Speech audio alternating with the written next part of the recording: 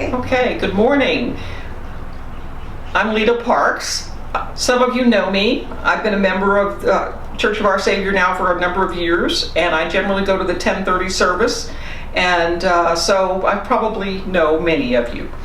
We are very fortunate today to have someone as a special guest for this forum, Libby Vincent, and I'm going to let Libby tell you about herself, but I will tell you how I know her. I am co-chair of the Commission on Ministry for the Diocese of Northern California, and so I've had the opportunity to get to know Libby, not enough, but enough to know that I find her a very fascinating individual, and so I am looking forward to you getting to know her a little bit. We had originally hoped to do this as a regular forum on Sunday. However, with the restrictions we're under now with the COVID virus, we've chosen to do this so that we don't miss the opportunity for you to get to know her. Anyway, so I'm going to start now. Libby, would you please tell us a little bit about yourself and why you were going through the Commission on Ministry? Absolutely. Thank you. Thanks for having me. I'm sorry I don't get to see you in the flesh, but I'm glad to get to see you all virtually. I grew up in the Bay Area, down in Menlo Park, and I used to tell people in the shadow of Hoover Tower at Stanford University. And I grew up as a Presbyterian, so this is part of my journey. As I was a cradle Presbyterian, and spent all of my growing up years in a little town called Menlo Park, and went to Menlo Park Presbyterian Church, and then left home, went to UCLA. And then when I was in college, I had sort of one of those experiences where, you know, in your baptism, your parents make promises, the church makes promises. There's this piece of you where you have to own your own baptism. That's how I define it. And I think in college was when I really began to own my own baptism and live into my faith. My faith up to that point was really the faith of my parents or the faith of the church that I was attending. So I did that and began to explore Jesus more deeply, more profoundly, and felt led to the ministry, which was big shock and surprise to anyone who knew me, because I didn't have like the most ministerial aura, I guess you could say.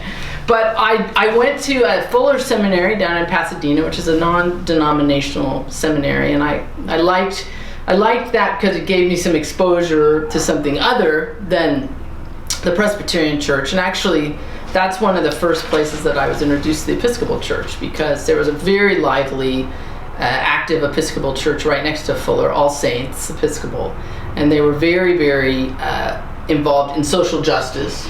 If I could interrupt you, and I don't mean to interrupt your train of thought, but I hear that you went to seminary.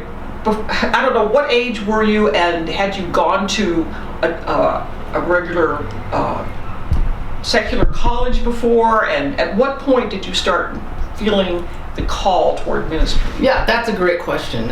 So I went to UCLA and I majored in history, and my plan was either to go to law school or become a history professor.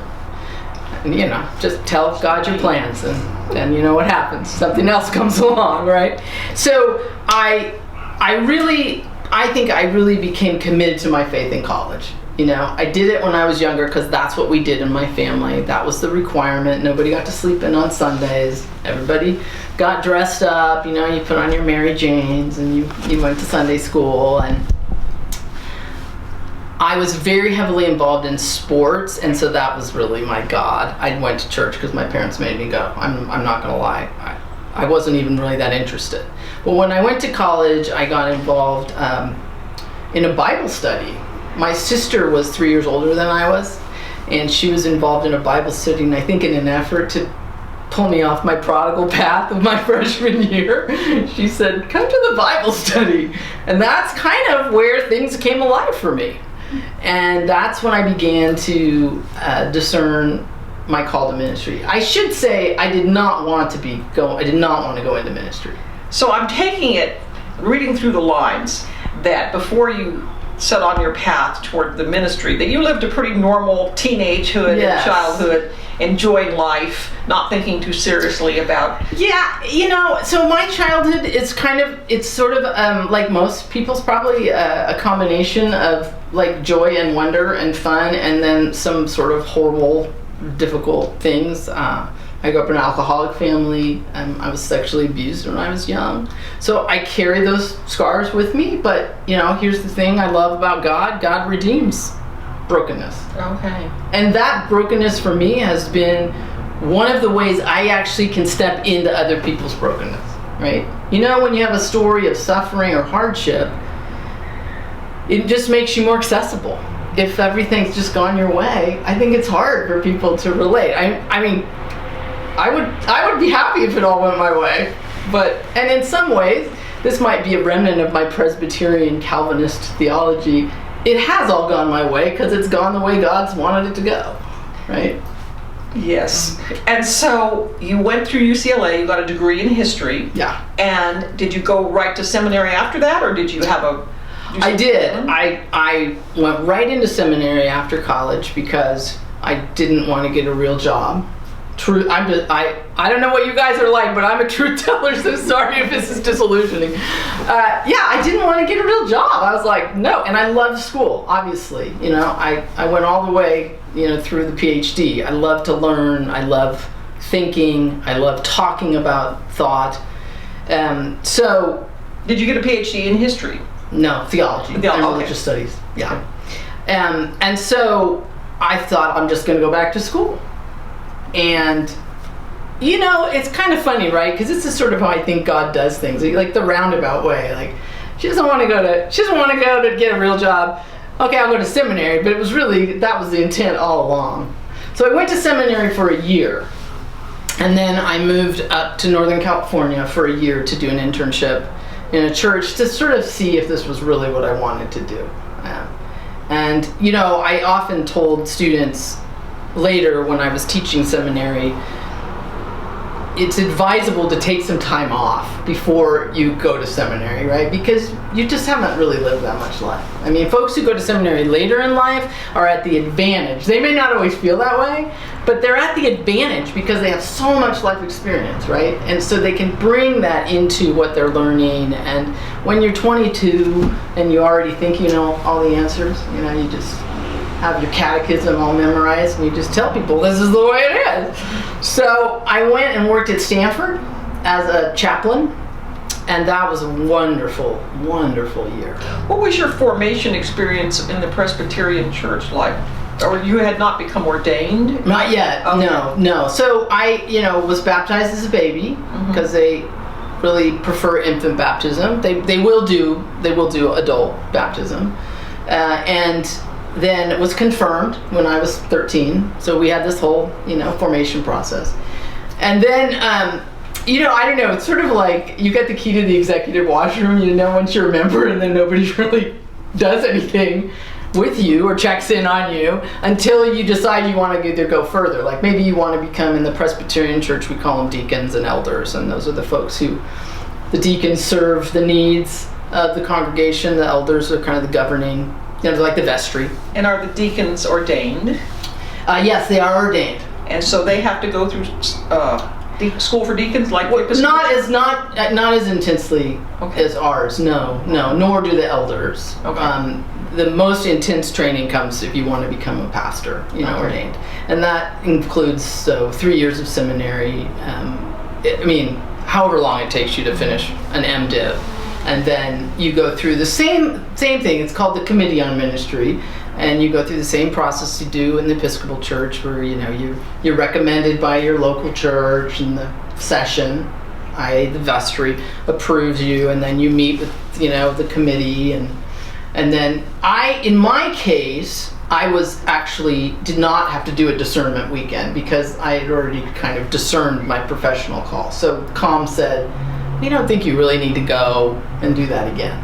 So they were gracious enough to give me that off. But everything else I pretty much do like everybody else. And that's true in the Presbyterian Church as well. Okay. It's a rigorous process. And so you have to really want it. And so were you, after you went through the process and you were ordained? Yes. Were you then assigned a church, or did you have to go out and look for your Yes. own? So typically you have to apply for a job like anybody else. Okay. You know, and I actually, when I finished my MDiv, was given a fellowship. I was awarded a fellowship, which gave me the opportunity to spend a year overseas studying preaching. Because in the Presbyterian Church, preaching is it. Like, that is it. So that's one of the significant differences between the Episcopal tradition and the Presbyterian. Huge difference. Okay. I mean, and I'll talk about this a little bit later, but for the Presbyterians, everything centers around the preaching of the word. So everything leading up to the sermon and everything coming after the sermon is all related to that. So that's why in the Presbyterian Church they place such a high emphasis on your training as a preacher. Because Tradition and why preaching is so important in the Presbyterian tradition. And not that it's not important in the Episcopal tradition, it's definitely important, but it's not central like the sacraments are and the liturgy. So if we could talk a little bit about that, and maybe you want to talk about that later after you've given us more background on yourself, but I want to make sure we don't lose track of that line. Well, let's just we can go in and out. Okay. So the rallying cry, if you will, of Reformation theology is sola scriptura, which means scripture alone. So as that played out in the Presbyterian Church, that became the central issue. We go to scripture and scripture alone to tell us who God is, what God wants of us, who we are to be as a church. And this goes back to the Reformation. Yeah, absolutely, all the way back. Maybe we want to talk a few minutes about that. Sure. For those that may not remember the history as well. Yeah. So the Reformation, I'll give you the Twitter version, right? Martin Luther, who's kind of the famous. He's not the only one. I mean, he's kind of given a lot of credit, and he certainly deserves credit, but there's some other minor players that kind of get overlooked. But Martin Luther is the one that probably most people know about. And he, in disillusionment with the Catholic Church, who at the time was doing a thing called selling indulgences. And if you know anything about Catholic theology, you'll know that there's a theology of purgatory, which is like, I don't know, it's like the intermediate stop between life and eternal damnation or eternal salvation. It's an interesting concept, but the bottom line was that the church said, if your loved one has died and they're in purgatory, you can shorten their stay by paying us money to get them a shorter sentence, to get them paroled, basically. And Martin Luther was really, really disillusioned by this aspect of the church, along with some other things as well. And so a historic moment, right? October 31, 1517, he posts on the door of the church in Wittenberg the 95 Theses, which is his basically launching of the Protestant Reformation. That would be kind of the marker, I would say, that launched the Protestant Reformation. And that was then the process of abolishing any kind of relationship with the Pope. And I think this is one of the reasons why Presbyterians strayed away from a sacramental theology, is because they did not want to be associated with anything Catholic, neo-Catholic, maybe Catholic, a little bit of a knee-jerk reaction, I think it's fair to say.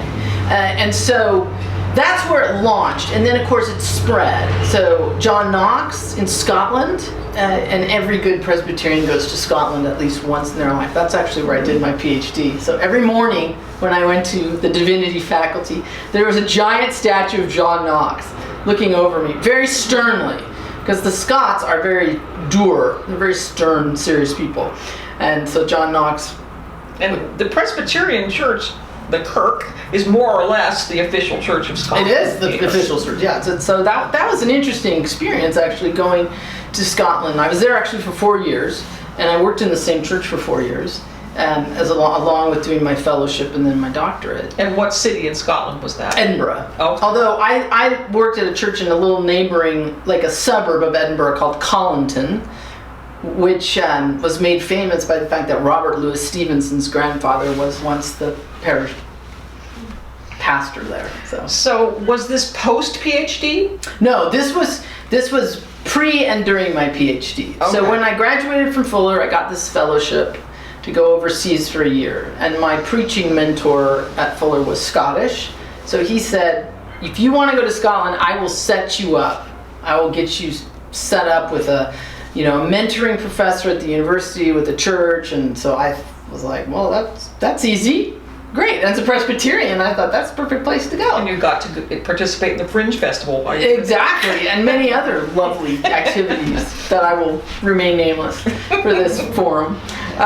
So, yes, it is a state church. So what that means is you are required, really by law, to baptize, marry, bury people, christen their children, all that kind of thing. Where that was very different for me. Somebody could just come to you and never set foot in the church and say, well, we want our baby christened. And you couldn't say, well, let's talk about what that means to you. Nope, you just did it and hoped for the best. And so what are the consequences if people don't do it? Well, I wouldn't say there are a lot of consequences there. I mean, Scotland, along with most of Britain and Europe, has become incredibly secularized, right? I mean, even though it's still an official church, but there is an Episcopal Church of Scotland. Yes, there is. Yes, there is. So how does that work together? Well, I think they actually do really well together. At least they did in my town. So I actually think that the pastor that I worked for in the Church of Scotland secretly wanted to be an Episcopalian. He would never admit that. He's probably rolling over in his grave for you to hear me say that. But he was a very high churchman, and he loved liturgy. What does high church in the Presbyterian tradition look like? So a high church in the Presbyterian tradition would not look all that different than what you might experience in an Episcopal church. So it's a much more formal liturgy. We don't exactly have a counterpart to the Book of Common Prayer, but we do have a book of worship, and we do have some other books that set up kind of liturgical frameworks. So they celebrate the sacraments in the high churches? They do. They don't do it weekly, though. Oh. So that's the difference, right? Okay. So in the Presbyterian church, you're supposed to celebrate quarterly, but you could celebrate it weekly if you wanted to. So there's a lot of room. Generally, it doesn't happen weekly because there's not enough time, because you're spending at least 20 to 30 minutes listening to a sermon. So, there's a big chunk of time there. Say the 20 minutes, if you preach in an Episcopal church for, say, 10 minutes, right? So you gain an extra 20 minutes to do Eucharist, which is obviously the central and most important part of our service together. So in the Presbyterian church, they could do it weekly, but they typically don't do it weekly. And some churches don't even do it quarterly. I worked in a church where I was never quite sure when we were doing it. So it wasn't up to you? No. Who makes that decision? The session makes that decision. And that's like the vestry. Yeah. With guidance, obviously, from the pastor. So whoever is the rector or the senior leader, guides and directs the session. But the session is the one who makes the decisions. They have the power. They're the governing body of the local church. So as a pastor, you have a lot of power if you know how to work with your session well. Okay. So how long does a typical Presbyterian service last? Well, Presbyterians believe in decency and in order. That's one of the phrases we use about our worship. And so no longer than an hour. Okay. And probably 50 minutes if This might be why some of my Presbyterian friends are uncomfortable when I've asked them to visit our church, the Episcopal church, because they always say, it's so long.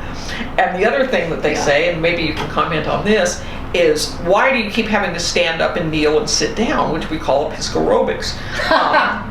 So yes, we don't do that in the Presbyterian. No, not. It's very little. As little as we have to. There's not a sense of embodiment of worship in the Presbyterian. They're called God's frozen chosen for a reason. They're very, hands to the side.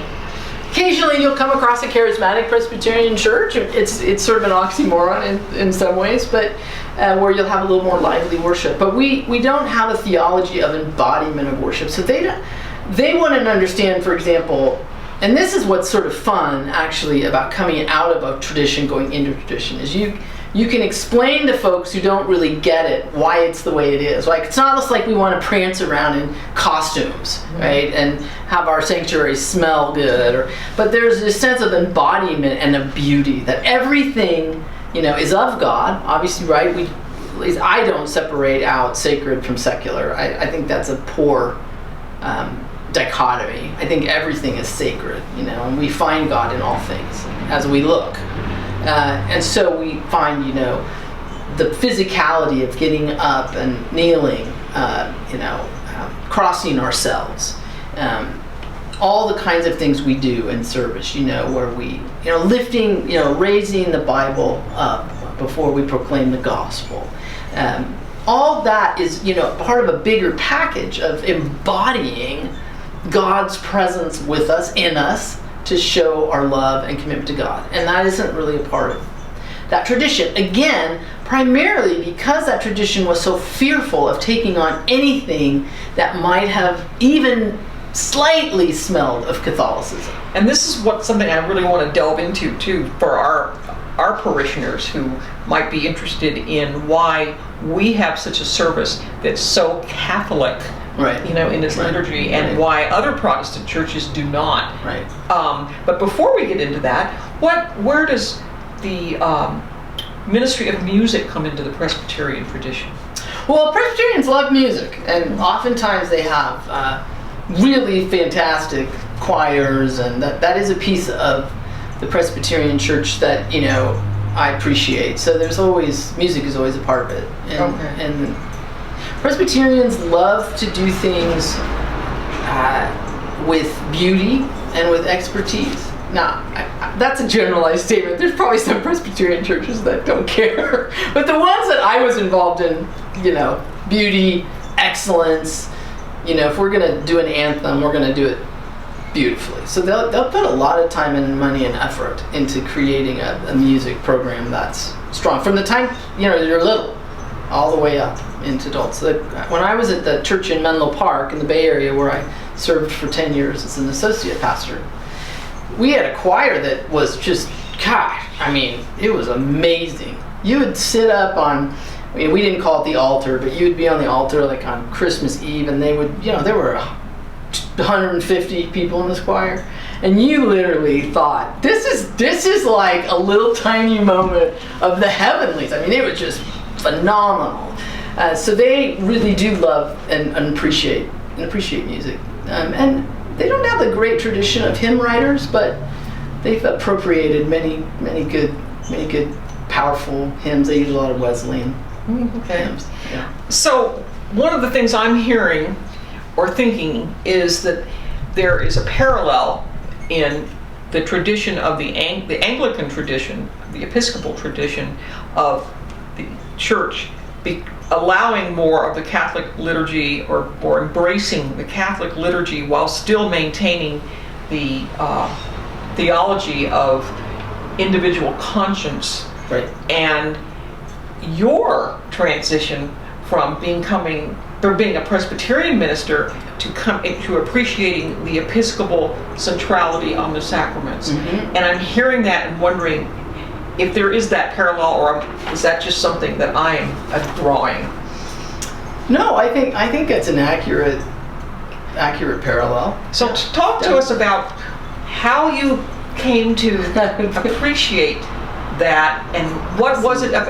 Did you visit an Episcopal church and realize, wow, I love this liturgy, or was it some other way you think about it?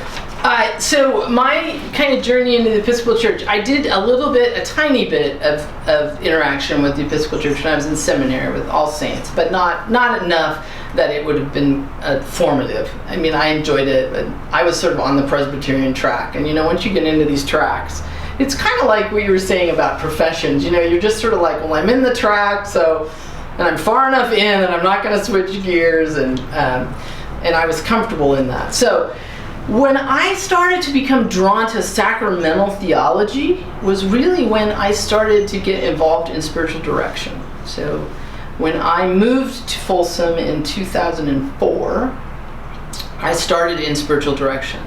And I started in spiritual direction because I was kind of in a crisis of faith.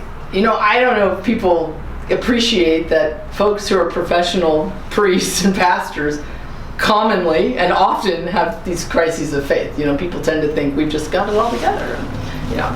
I would think personally that it would be more common among the clergy than among the laity, because you spend so much time studying theology and history, and you see the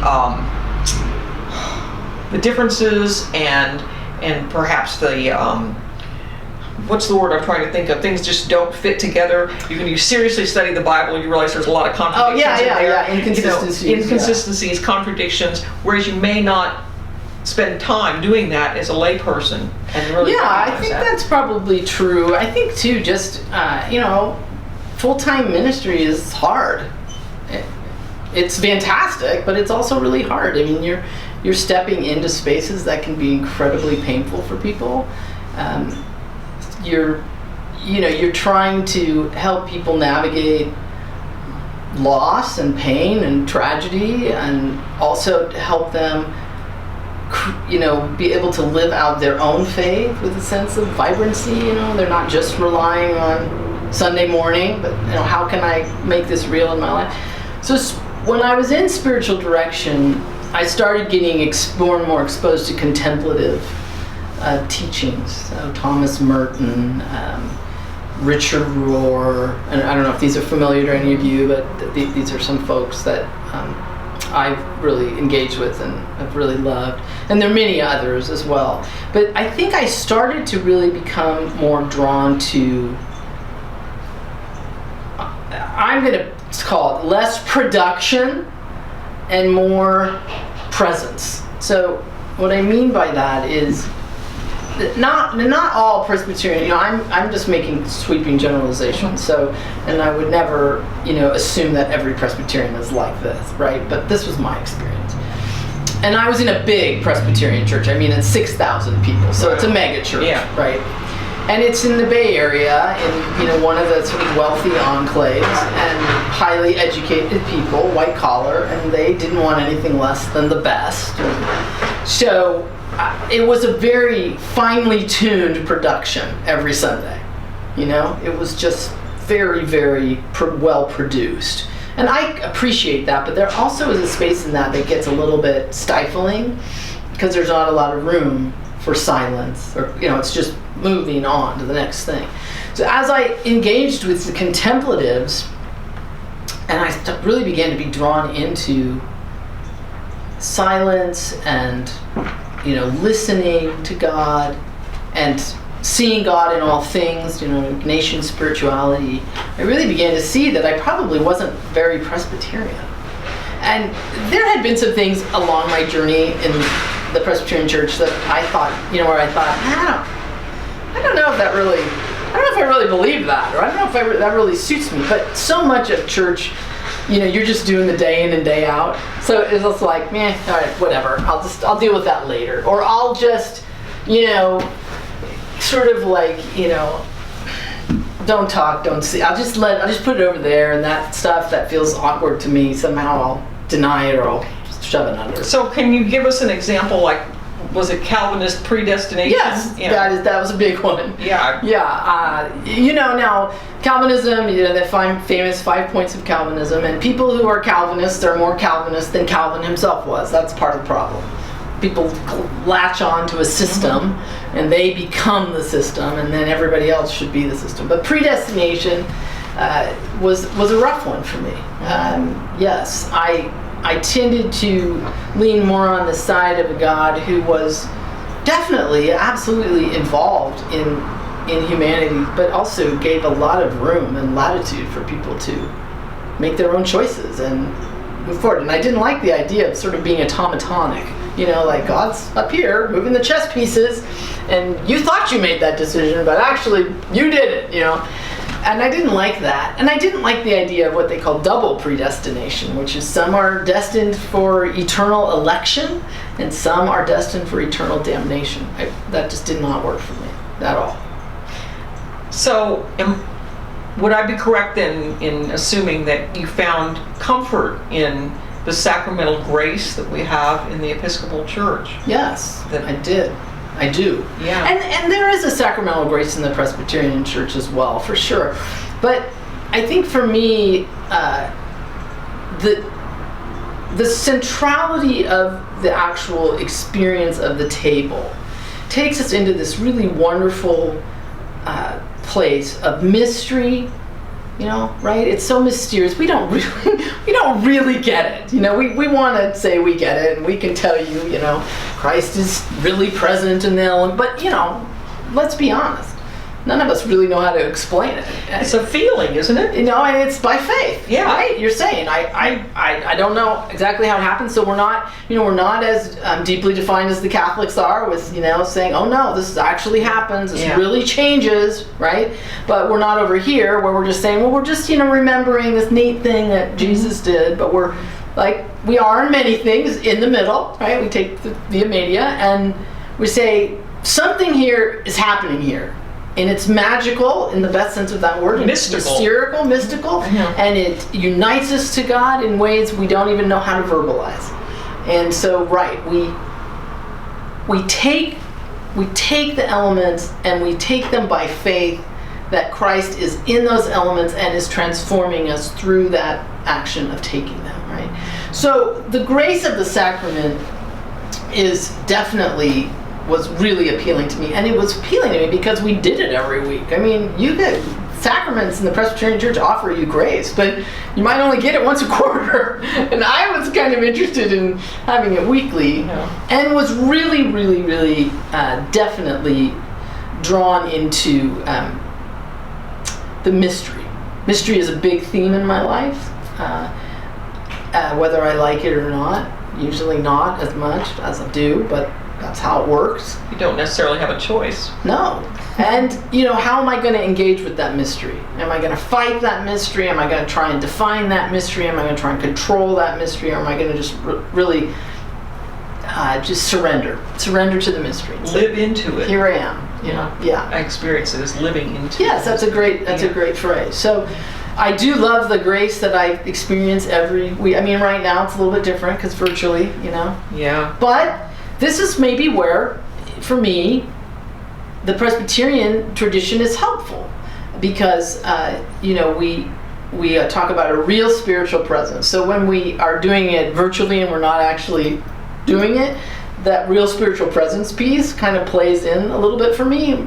But I also believe that when we see, I mean, every church is doing it differently, right? I don't know how y'all doing it here, but like at Trinity Folsom, we're not doing it at all. We do have the elements there and we do consecrate them, but we're not serving them to whomever might be there. Well, I think that we're in the process right now of figuring out how we're going to do this virtually. We're going to start it this week. Yeah. Serving. Yeah. Yeah. And you know, we're in a process of transition and we don't know how long it's going to last. Yeah. But I think we all feel the need for Well, yeah, it's so right. It's the central aspect of our worship, which is something that is hard to explain to people that are not part of our tradition. Right. A lot of times they really don't understand that is our worship. Right. You know. Right. So getting back for a minute to your actual transition, because I'm sure it was gradual. Obviously, it wasn't like we woke up one morning and said, "I think I'll become an Episcopalian." No, definitely not. So talk to us about what the process was like. How long were you in it? And you've been in the ordination process now with the Episcopal Church for 2 years? Yeah. 2 years. Yeah. And so you'll soon, God willing, be ordained as a priest. Right. Right now you're a transitional deacon. Yes. And so talk to us about, you know, when that came about that you said, okay, I'm going to go forward with this. And how maybe your family or other people that you were close to responded to that. Okay, yeah. Well, when I was involved in the process of being in spiritual direction, I was getting drawn into the contemplatives. I was really starting to feel like where I felt at home was in sacramental, with sacramental theology, right? So I started going to an Episcopal church. On a Sunday night service, and I live in Folsom, and Trinity Folsom has a Sunday night, just a little half hour. Were you still working as a Presbyterian pastor? No, at that time. And so I just started going to that. My husband and I would go together. My husband was raised a Baptist. He has a fascinating, right? He's raised a Baptist who became a Presbyterian who's now an Episcopalian. That's like, That's my husband. right? I mean, that's pretty, woo! You know, I thought it was a jump to go from a Presbyterian to an Episcopalian, talk to a Baptist. Yeah. But he's loved it. But so we would go together, and it was a really wonderful time of just reflection and quiet and, you know, the sacrament. Loved that and did that for about a year. And then I said to my husband, I think we should start going there. We were going to a community church in Folsom, and it worked for us because they had a special needs program for our son, and that was the only way Your we son could. is autistic. Yeah, and that was the only way we could go because he couldn't, you know, he can't be alone, and there was no way that he could go into a regular Sunday school class because he's severe. So we went there because that was there for us, and that was critical. It wasn't the perfect fit for me. I don't, and maybe not even for my husband theologically, but it worked. You know, it was kind of one of those things. It's working. We're going to go here. But then there just came a point in time for me where I said, this is not who I am. I don't believe what I'm hearing. I couldn't do it. I would leave church mad, you know, and I thought that's not the point. So I told my husband, I'm not going to go. I'm going to go to this other church, and if you want to join me, you can. And that was a little rough, you know, for him, I think, at first, because he was sort of like, well, what are you doing? You're throwing a wrench. You're throwing a wrench in our, you know, nicely ordered life. But he was willing to give it a go, and then he kind of switched over as well. So we were there, and then about maybe 2 years into our time there, Todd, the rector, said, "Hey, we're going to do a confirmation class. If you want to become a member, you can take this class." And I turned to my husband and I said, "I want to do that." And I got to tell you, you don't know this about me, but I am not a joiner. So this was a big deal for me to say, I want to join this church. That was a big deal, because typically I was never a joiner. I mean, I would sort of be on the fringes, you know, and join as necessary. So that said something to me, like, wow, I'm this invested that I want to join the church. And in order to join the Episcopal Church, I had to give up my ordination in the Presbyterian Church. So it was not a decision I made lightly, because I worked hard for that ordination.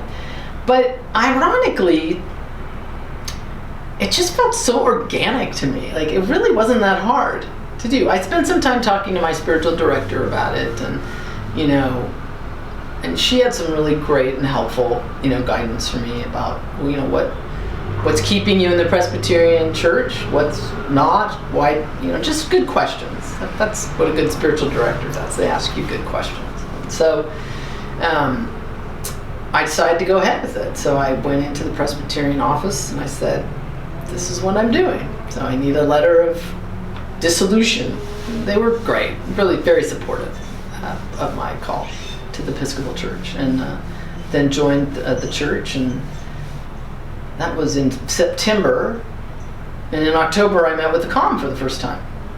So it was a pretty quick turnaround. Yeah. Once you joined, then yeah, right away. And that was a really generous gift that the outgoing bishop gave to me, Bishop Beisner gave to me, and got me into that process more quickly than might have happened otherwise, because he knew he was leaving, I think, and so he was like, let's get this moving, which I greatly appreciated, for sure.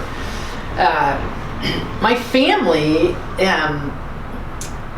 so I have two older sisters, and both of them married, you know, grown-up kids. My parents are deceased.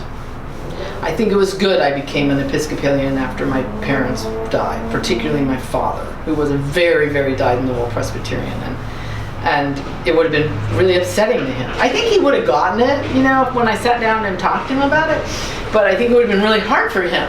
And so I think that was kind of a blessing, you know, just to be able to say, well, they're not worrying about that. Whatever they're doing, they're not worrying about whether I'm an Episcopalian. And my sisters were super supportive.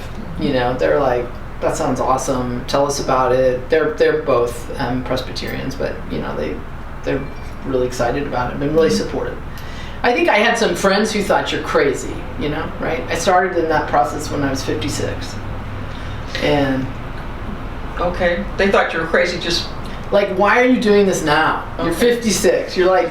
you're on your way to retirement. Why in God's name would you start this process to be ordained as a priest and go through all the hoops you're going to have to go through? And I just said, because that's what I feel like I'm supposed to do. I mean, I don't want to jump through any more hoops than everybody else, but when you know that's your calling, and you know that's where you belong, and when I would come to worship in the Episcopal Church, I felt like I was home. It felt like a homecoming. So for me, it was a no-brainer. That's not to say that there haven't been moments in time where I've thought, oh, God, this is taking longer than I thought it would, or, oh, okay, I'll write this big paper for you. But, all of its formation is always helpful to people, even if it's hard, because, you learn so much about yourself. And for me, the paper that I wrote, which Lita has read and I submitted to the COM as a part of my formation plan, was a comparative between the Presbyterian Church and the Episcopal Church in matters of doctrine, polity, discipline, and worship. And so I sort of outlined those differences, and that was incredibly helpful for me. How would you feel about making that available to anybody in our parish that might want to? Anybody that wants to torture themselves and read it is welcome to have it. I personally found it really fascinating. No, I'm happy to give them access to it. I'm laughing because I'm like, anybody that wants to read it. That's how I felt when people wanted to read my PhD dissertation. Yeah. I'm like, really? Okay. Good luck. Well, I think it's helpful to anyone that wants to, it feels called to deepen their faith, to understand the differences between the denominations. Yes, we are Christians and we all believe in God and redemption through Jesus Christ. But there are different paths that we're called to trod on, and why we are, I think, is really helpful. So it's been a really good process. It was I've really enjoyed it mostly. I mean, even writing the paper, which was arduous because I don't, I'm an academic, so I don't approach those kinds of things like I'll just throw something together and hope the COM takes it. I mean, I'm going to do a thorough job, and so I loved the research part of it. And of course, I mostly learned about the Episcopal Church more than the Presbyterian Church. I knew that stuff. That was just in my DNA. So that was actually a fantastic exercise, which I would definitely say for any minister coming in from another tradition, they should do it. Even though you get the assignment and you think, seriously? But then you do the assignment and you go, this is why I get it. That was super helpful. Well, you're serving now as a transitional deacon at Trinity in Folsom. No, at the cathedral now. Oh, you're at the cathedral now. So you'll be working with the new dean there. I will, yes. I'm excited about that. So I started there after I was ordained to the transitional diaconate. Bishop Megan thought it would be a good experience for me to leave the shelter of Trinity Folsom, go out from the wings of Father Todd, and I very much enjoyed it. I mean, I wasn't sure how it was going to work because of the pandemic, and I'm like, what am I going to do? But they found plenty for me to do at the cathedral, and it's been very fun to watch the process of them bringing in a new dean. And the new dean is from England. Yes. And was ordained in the Anglican Church there. Yeah. So that should be a marvelous experience. I'm excited to trade secrets in the UK. Our mother church, yes. But he seems great. I mean, super excited and enthusiastic and energetic, and I think has a great vision for where the cathedral can go and what the cathedral can be. And I think, it's important that that's our flagship kind of church of the diocese. And that's another thing we didn't touch on, and we're probably going to wind up here in a minute, but the hierarchical organization of the Episcopal Church, whereas the Presbyterian Church does not have the same kind of hierarchy. That's correct. No bishops in the they do have. They have a lot of people who wish they were bishops, but not in reality. So the way the Presbyterian Church hierarchy works is it's very similar up to a point, right? So we have our session, which is like the vestry, and then we have a presbytery, which is like a diocese, and then we have a synod, and then a general assembly, which is like our general convention. But we don't have bishops, and that was and that's still a big issue for the Presbyterians and the Episcopalians. We keep trying to get into full communion, but that apostolic succession thing is a big trip up for the Presbyterians. That goes back to the English Reformation, you know. Right. Yeah. Right. So Yeah. another whole topic that's fascinating to talk about is the English Reformation versus the other, which is very Protestant, different. Very different. Yeah. Yes. Everybody, a lot of people lump it all together. The Protestant Reformation. It's not. It's very different. It's very different. Yeah. That's right. Yeah. And you really have to get into a lot of English history to understand it. I mean, gosh, you know, the work of, you know, just kings and queens and that history is crazy. Yeah, anyway. But so thank you so much. You're so welcome for visiting with us today. My pleasure. Thank you for having me. Yeah. Hopefully we can do some more work together. Would be great. Love to do it. Thank you. Thank you.